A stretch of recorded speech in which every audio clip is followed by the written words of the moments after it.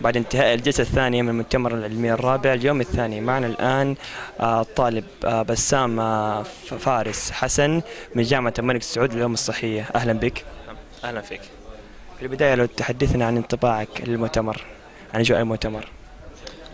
بالنسبة للمؤتمر ما شاء الله التنظيم، نتكلم شوي من ناحية التنظيم كان أكثر من رائع. الترتيب من ناحية السكن، المؤتمر نفسه، الحضور للمؤتمر، التنظيم بين جلسات المؤتمر، فعاليات المؤتمر بشكل عام. المؤتمر احنا لسه هذا ثاني يوم لنا في المؤتمر، فللآن المؤتمر أكثر من رائع، وإن شاء الله نتمنى أنه يستمر المستوى على هذا الجميل. كيف ترى تنظيم المؤتمر من ناحية تنظيمية، من ناحية تنسيق، من ناحية تسجيل البيانات، من ناحية كل النواحي تقريبا؟